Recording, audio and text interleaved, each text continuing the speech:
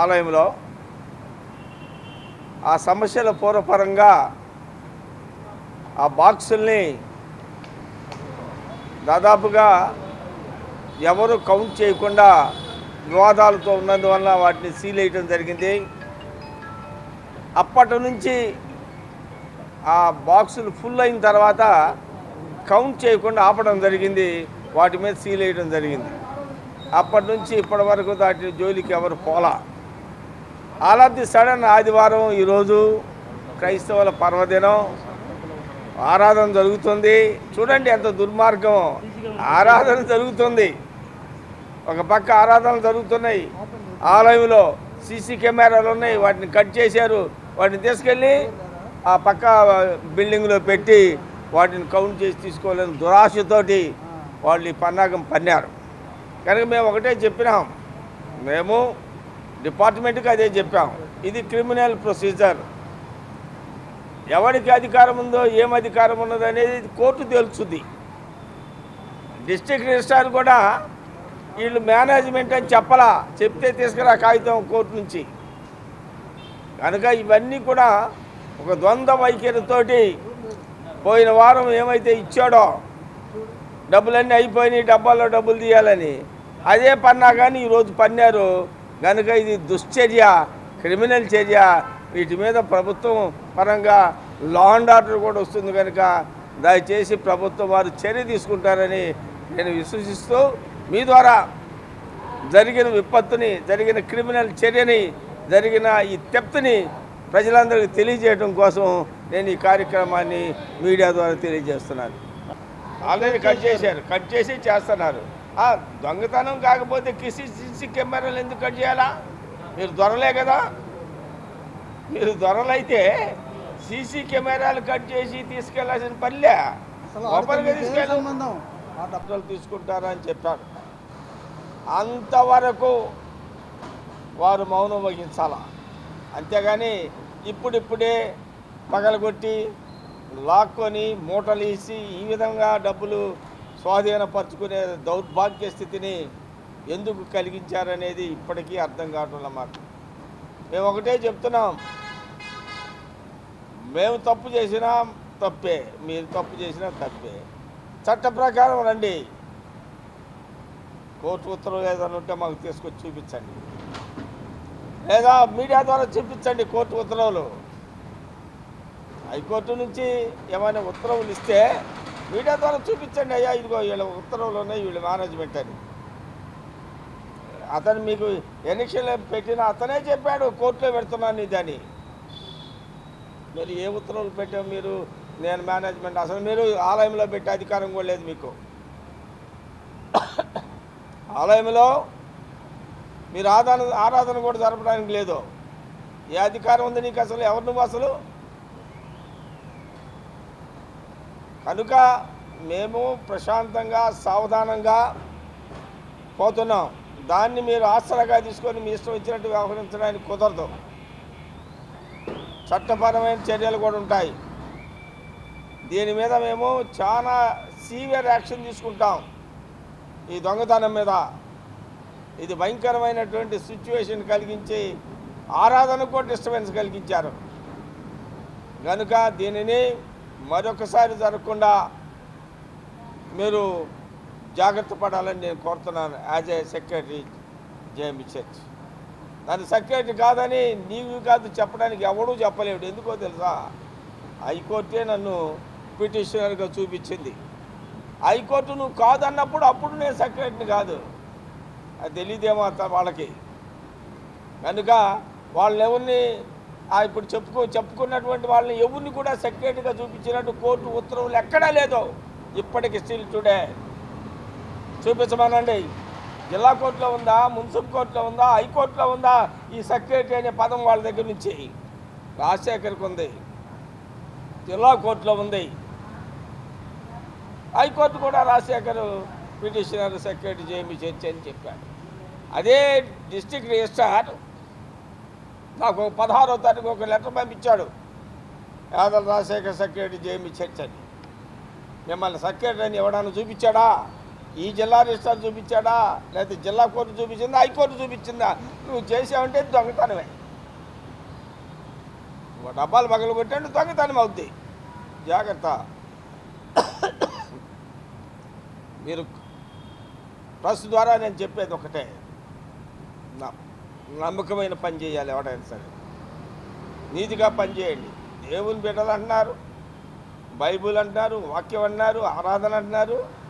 దొంగతనమా ఇట్లా జరిగేది? పబ్లిక్ రా, ఆడబెట్టి పగలు కొట్టడం ఎందుకు? నీకేమైనా రైట్ ఉంటే పబ్లిక్ అని కౌంట్ చేసుకో. దొంగతనంగా తీసుకెళ్ళి ఆడు చేయాల్సిన అవసరం ఏమొచ్చింది నీకు? అంటే నువ్వు కాదు అని అవునని ప్రూవ్ చేసుకున్నప్పుడు చెయ్యి ఆ పని. కనుక దీనిని మేమంతా దీని ఆధారాలు కూడా మీకు ఇస్తాను. ఇప్పుడే దాన్ని ఎవరెవరు ఎట్ట తీసుకెళ్ళింది, ఎవరెవరు లోపల ఉంది, డిపార్ట్మెంట్ ఏమి అడిగింది, ఇవన్నిటి కూడా మా దగ్గర కొన్ని ఆధారాలు ఉన్నాయి. ఈరోజు జరిగినాయి. అవి మీడియాకి కూడా నేను అందిస్తాను. దయచేసి నేను ఒకటే చెప్తున్నాను,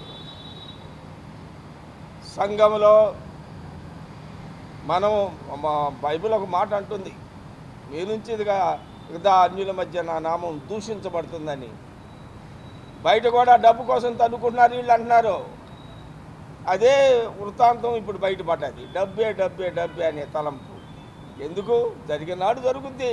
నువ్వెందుకు ఆ దొంగతనం చేయాలా?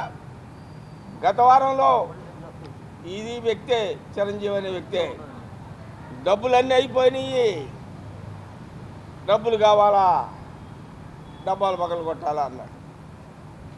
డబ్బులన్నీ అయిపోయినాయి అన్నాడు. అంటే డబ్బు ఎందుకు అయిపోయింది? ఎక్కడి నుంచి వస్తే అయిపోయింది నీకు? కనుక ఇవన్నిటినీ మనసులో పెట్టుకొని, ఇవన్నీ నాకు విట్నెస్లు ఉన్నాయి నా దగ్గర. వీటన్నిటినీ నేను కోర్టు పరంగా, జ్యుడిషియల్ పరంగా, తర్వాత డిపార్ట్మెంట్ పరంగా మొత్తం చూపిస్తాను. ఏం యాక్షన్ జరుగుద్ది ఏదో చూస్తాము. దయచేసి ఇకనైనా ఆ క్రియలు మానుకొని మీ రైట్స్ కోసం ప్రయత్నించండి. నేను కాదన్నా. మీకు రైట్ వస్తే నేను వద్దంటానా? రైట్ లేకుండా నువ్వు పని చేస్తే మాత్రం నేను ప్రతిఘటిస్తాను. అది మనసులో పెట్టుకోవాలని నేను కోరుతున్నాను. మా కార్యదర్శి గారు చెప్పిన విధంగా చరిత్ర కలిగినట్టు ఈ యొక్క జేఎఫ్ మెమోరియల్ బ్యాప్టిస్ట్ సంఘంలో ఈరోజు ఒక దురదృష్టకరమైన అసంఘటితమైనటువంటి చర్య జరిగినందుకు మేము విచారిస్తూ ప్రజలందరికీ దానిలోనే ఉన్న వాస్తవాలు ఏందో తెలియని ఉద్దేశంతో మేము మీడియా ముందుకు రావడం జరిగింది.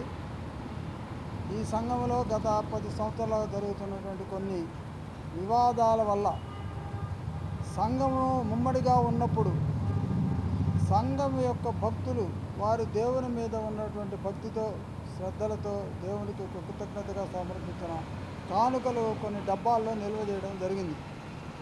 అప్పుడు జరిగిన సంఘటనల్లో ఆ డబ్బులు కోర్టు వివాదాలు పరిష్కారవంతమై ఏక కమిటీ, ఏక సంఘము ఏర్పడేంత వరకు కూడా వాటిని కదిలించకూడదనే మంచి ఉద్దేశంతో పై అధికారుల యొక్క అనుమతులతో మేము వాటిని సీల్ చేసి అవి లోపల పెట్టాం. గతంలో మేము పరిపాలించిన కాలంలో కూడా ఎక్కువ కాలం ఆ డబ్బాల జోలికి ఎవ్వరూ వెళ్ళలేదు. మాకు ఆదివారము భక్తులు సమర్పించిన కానుకలతో మా యొక్క చర్చి అడ్మినిస్ట్రేషన్ మేము నడుపుకుంటున్నాం. ఇప్పుడు ఒక కొత్త కమిటీ వచ్చింది. అది కమిటీ వచ్చింది అనేది మేము చెప్పం. కమిటీగా ఏర్పడ్డారు. దాని ఒక రిజిస్ట్రార్ వారు చట్ట విరుద్ధముగా ఒక ఎన్నికలు జరిపి ఒక 13 మంది సభ్యుల్ని ఆయన ఇష్టపూర్వకంగా ఆయన ఎన్నిక జరిగించి వారు ఊరికే ఎన్నిక కాబడ్డారనే ప్రకటన మాత్రమే చేశాడు. కానీ అలా ఏర్పడ్డ కమిటీకి ఎలాంటి పూర్తి అధికారాలు కానీ ఈ సంఘ అడ్మినిస్ట్రేషన్లో వాళ్ళు ప్రవేశించడానికి తగిన ఉత్తర్వులు కానీ ఇచ్చి ఉండాల. ఆయన చెప్పినది ఏంటంటే, నేను ఎన్నికలు జరిగించాను, ఇది హైకోర్టు వారి ఉత్తర్వుల ప్రకారం జరిగింది కనుక హైకోర్టుకు నివేదిక సమర్పించాను. అక్కడ నుంచి నివేదిక వచ్చిన తర్వాత అది ఏ విధంగా జరగాలో ఆ విధంగా జరిగే విధంగా తగిన ఏర్పాటు చేయడానికి నేను నివేదిక ఇస్తానని చెప్పాడు. కానీ ఆ ఎన్నిక కాబడినామని చెప్పుకుంటున్నటువంటి వాళ్ళకి ఎప్పటికి కూడా అడ్మినిస్ట్రేషన్ పరంగా పవర్స్ ఇవ్వాల. దాంట్లో ప్రెసిడెంట్ ఎన్నిక కానీ, సెక్రటరీ ఎన్నిక కానీ, ట్రెజరర్ ఎన్నిక కానీ జరగల. పైగా జనరల్ సెక్రటరీ అని ఒక ఆయన చెప్పుకుంటున్నాడు. జనరల్ సెక్రటరీ అనేది ఈ చర్చి కాన్స్టిట్యూషన్లోనే లేని పదం. జనరల్ సెక్రటరీ అనేవాడు దీనికి ఉండడు. మరి ఆయన సొంతంగా ఎవరికాలు ట్యాగులు తగిలించుకొని మేము మాకు అధికారాలు ఉన్నాయి అనుకుంటూ ఒక ప్రెస్ మీట్ పెట్టి దాంట్లో కూడా ఇక్కడున్న చట్టబద్ధంగా ఎన్నికై పరిపాలన సాగిస్తున్న కమిటీలపై చాలా అవాకులు చవాకులు పేరాలు. దాని విషయమై ప్రత్యేకమైన చర్యలు తీసుకోవటానికో మేము ప్రకటించాం. అయితే ఈరోజు వాళ్ళు ఇక్కడ ఆరాధన జరుగుతున్న సమయంలో మేము పై అధికారుల ఉత్తర్వుల ప్రకారం కూడా చట్టానికి లోబడి మేము వెనకటిలాగానే సౌత్ సైడు వాళ్ళు నార్త్ సైడు ఆరాధనలు జరుపుకుంటూ ఉండాల్సిన పరిస్థితులలో వాళ్ళు చర్చిల ఆరాధన జరిగించి మా ఆరాధనకి ఆటంకంగా పెద్దగా సౌండ్ బాక్సులు పెట్టి మేనేజ్ చేయటం అనేది అందరికీ తెలిసిన విషయమే. ముఖ్యంగా అక్కడ ప్రసంగం చేసే వ్యక్తికి ఈ సంఘముతో ఎలాంటి సంబంధము లేదు. అతను ఈ సంఘములో ఒక డైరెక్టర్గా ఉంటూ బహిష్కరించబడిన వ్యక్తి.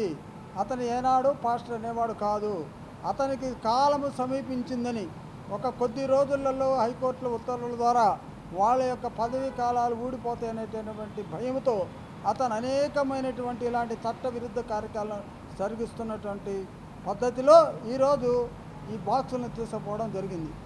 చర్చి హాల్లో పులిపీఠంలో ఉన్న బాక్సులు అక్కడ ఉన్నటువంటి ఎక్కడో ఉన్నటువంటి బంగళలోకి ఎలా వెళ్ళగలిగినాయి.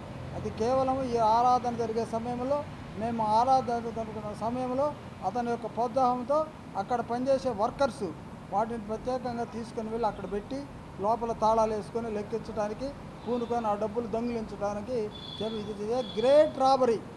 ఈ చర్చి చరిత్రలో ఇది ఒక గ్రేట్ రాబరీ అని చెప్పేసి మీకు తెలియజేస్తూ వాళ్ళ మీద తగిన కఠినమైనటువంటి చర్యలు తీసుకోవాల్సిందిగా పోలీస్ డిపార్ట్మెంట్ వారికి కూడా మేము మా యొక్క నివేదికను సమర్పిస్తూ దీని విషయమే మేము ఉన్నతాధికారులు కూడా నివేదిస్తాము.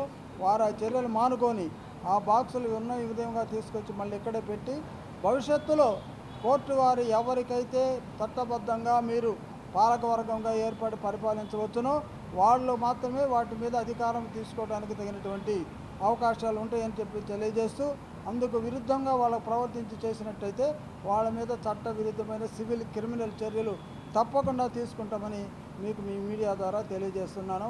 దీనిని మీరు ప్రజలందరిలోకి తీసుకుని వెళ్ళి ఈ వాస్తవాలను జనాలందరికీ తెలిసి వారు చేసే తప్పులను మీరు ఒక మీడియా ముఖంగా వాళ్ళని వెళ్ళగట్టాలని చెప్పేసి నేను ఈ సందర్భంగా మీకు మనవి చేస్తున్నాను. Thank you.